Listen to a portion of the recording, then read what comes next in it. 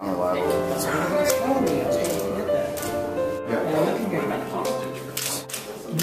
day and age we're living in gives cause for apprehension. A kid who is homeless, and she takes me in, she takes care of me, and she ends up fleeing to Florida to find her parents, and then I go after her. When I was in high school, we took a bus and we came in to see it, and we saw it with Uta Hagen. I try to just have fun when I go to auditions and try to challenge myself and just set some goals. I'm Diane Davis. I'm playing Debbie and Deborah. One person is sort of what the other person could have been, or is the idealized version of what that person never could be. Like, there's the most amount of sort of prep work and research that I've ever done. How parents deal with a child. What do you do with a child who is mentally ill or who's so different from what you expected them to be? How to walk around in a fat suit and yeah, so there's been quite a bit, but I love it. I love that aspect of what I do. Anyway, so I'm when the play begins, I'm arriving in Miami to retire. It's a constant sort of negotiation, is to try to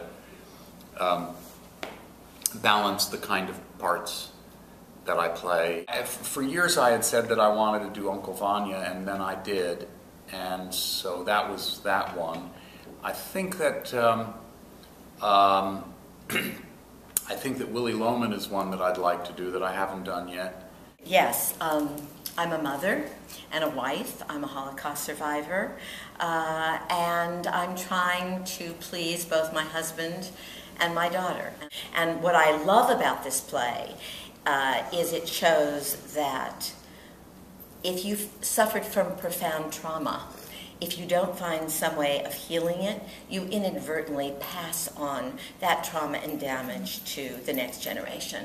And I think this is a play that really makes a very good argument for not holding on to the worst thing that ever happened to you. You know, it's very funny, there's this cliche somehow, and you see it a lot in plays. Once you get past, 50, you are sort of a generalized thing over there. You just represent older woman, and your eccentricity, your humor, your difference, your grace, your taste just goes out the window.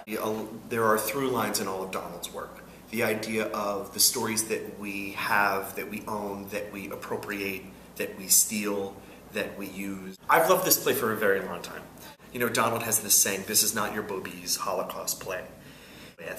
In terms of the legacy of Jews and the legacy of survivors. He is presenting these ideas, these arguments, these questions in a way that I had never seen before. And so that to me is really exciting. To just think of